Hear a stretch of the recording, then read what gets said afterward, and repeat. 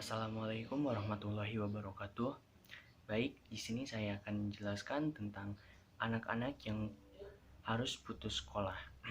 Saya akan mengambil satu contoh, yaitu anak-anak yang putus sekolah di sekitaran lingkungan saya. Jadi, banyak sekali anak-anak yang putus sekolah di lingkungan saya. Faktor yang mempengaruhi mereka putus sekolah yaitu karena minimnya faktor ekonomi. Lalu, faktor yang kedua yaitu pola pikir mereka yang pendek. Mereka berpikir bahwa sekolah itu hanya menghabiskan uang saja, dan pada akhirnya mereka memilih untuk bekerja, entah itu bekerja sebagai kuli panggul ataupun kuli bangunan, dan mereka tidak pernah merasakan duduk di bangku pendidikan. Warahmatullahi wabarakatuh. Saya di sini akan menjelaskan atau sekaligus menjawab soal nomor 2, yaitu tentang hak mendapatkan pendidikan yang berkaitan dengan anak yang putus sekolah. Dalam pasal 31 ayat 1 Undang-Undang Dasar 1945, yaitu setiap warga negara berhak mendapatkan pendidikan. Menurut saya pasal ini menyatakan bahwa setiap warga negara berhak mendapatkan pendidikan, namun sering kita jumpai banyak anak-anak di luar sana sekaligus anak jalan-jalanan yang terlantar yang belum pernah menyentuh pendidikan sama sekali. Hal tersebut menurut saya adalah pelanggaran HAM. Sang anak harus mendapat pendidikan, tetapi bukannya mendapat pendidikan, akan tetapi mereka disuruh bekerja di usia yang sangat dini. Seharusnya anak-anak jalanan yang terlantar itu bisa mendapat apa yang menjadi hak mereka, yaitu hak memperoleh pendidikan, karena masa kecil, masa kanak-kanak mereka yang seharusnya mereka habiskan di bangku sekolah, menjadi sebaliknya mereka disuruh bekerja untuk mendapatkan uang daripada belajar. Terima kasih. Wassalamualaikum warahmatullahi wabarakatuh. Perkenalkan, nama saya Indri Karisa Putri dari kelompok 2 kelas 12 IPS 5. Pada materi pembelajaran kali ini saya akan membahas soal mengenai apa akibat buruk atau dampak negatif dari anak yang putus sekolah. Dampak buruk yang pertama yaitu memicu rasa minder hingga berujung kepada frustasi. Menurut pakar psikologis, anak-anak yang putus sekolah di tengah jalan menyebabkan dirinya merasa minder. Rasa kecewa akibat putus sekolah menyebabkan anak-anak ini akan merasa tertinggal dengan anak-anak umum yang lainnya. Mereka akan merasa terkalahkan dengan anak-anak yang lainnya, terutama ketika melihat anak-anak lainnya bisa berprestasi. Rasa minder yang berlebihan ini juga dapat memicu frustasi atau stres kepada anak-anak yang putus sekolah, dan mereka akan kehilangan arah atau tujuan hidup dalam menentukan cita-citanya. Dampak buruk selanjutnya yaitu kematangan emosional dari sang anak ini tidak stabil dan akan terhambat. Ketika seorang anak tidak melanjutkan sekolah, maka kesempatan untuk bergaul dan berbaur dengan anak-anak sebaya yang lainnya akan terhambat dan akan terbatas. Bahkan si anak bisa saja lebih bergaul dengan anak-anak yang jauh lebih dewasa sehingga mereka akan menjadi sosok yang dewasa sebelum waktunya, atau bahkan sebaliknya, anak tersebut bisa saja bergaul dengan anak yang jauh lebih kecil sehingga mereka memiliki sifat atau karakter yang kekanak-kanakan. Jika kondisi tersebut terjadi terus-menerus dalam jangka waktu yang panjang, maka akan tersindrom pola pikir mereka yang kurang menghargai proses sehingga hanya mementingkan hasil ketika mereka mengerjakan sesuatu. Dampak buruk selanjutnya yaitu mereka akan semakin kurang terbuka dalam mengembangkan potensi dalam dirinya sendiri. Dari yang awalnya anak ini merasa minder, kemudian mereka akan berpikir bahwa mereka sudah tertinggal jauh dengan anak-anak yang lain sehingga sudah tidak ada lagi kesempatan untuk mereka mengembangkan dirinya. Mereka merasa bahwa ketika mereka akan melakukan sesuatu itu akan sia-sia karena mereka putus sekolah. Dampak selanjutnya, anak-anak yang putus sekolah akan jauh lebih merasa malas.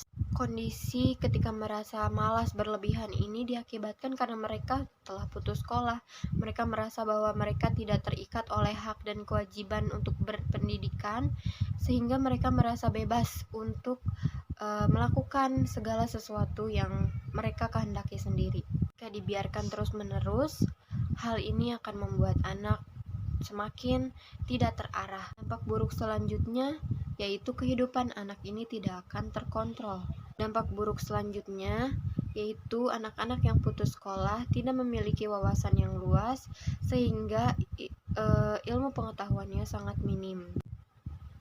Selain itu, anak-anak yang putus sekolah juga menyebabkan angka pengangguran di Indonesia meningkat. Putus sekolah menyebabkan kegagalan dalam integrasi sosial, sehingga menyebabkan mereka kehilangan kesempatan untuk mencapai kesuksesan dalam dirinya. Kegagalan dalam integrasi sosial ini akan menyebabkan kebodohan anak, kemiskinan, tenaga kerja yang murah, bahkan meningkatkan angka kriminalitas. Assalamualaikum warahmatullahi wabarakatuh. Perkenalkan, nama saya Tia Aulia. Saya di sini akan menjelaskan apa penyebab utama anak putus sekolah. Di antaranya yaitu faktor lingkungan. Motivasi rendah, pendapatan orang tua minim, mengakibatkan ekonomi yang menjadi masalah penyebab anak putus sekolah. Pendidikan orang tua rendah sehingga kurang pemahaman mereka tentang pendidikan bagi anak. Selanjutnya, saya akan menjawab soal bagaimana saran Anda untuk membuat angka putus sekolah berkurang atau bahkan tidak ada sama sekali. Saran saya untuk meminimalisir tingkat anak yang putus sekolah dapat dilakukan dengan berbagai upaya. Tentunya, terutama upaya ini harus lebih gencar dilakukan oleh pihak pemerintah, seperti memberikan beasiswa bagi anak-anak yang kurang mampu dalam hal finansial ataupun dalam hal materi, sehingga anak-anak yang putus sekolah bisa kembali bersekolah. Yang kedua, memberikan penyuluhan atau sosialisasi kepada para orang tua, terutama di daerah-daerah pelosok, agar mengetahui bahwa pentingnya pendidikan bagi anak-anak kita. Karena memang yang kita tahu bahwa masih banyak orang tua yang memiliki pola pikir tradisional yang tidak mementingkan pendidikan, terutama bagi kaum perempuan. Yang selanjutnya, membangun sekolah serta sarana dan prasarana yang memadai di daerah-daerah terpencil, sehingga anak-anak yang berada dalam daerah terpencil tidak merasa tertinggal dengan anak-anak yang berada di daerah kota.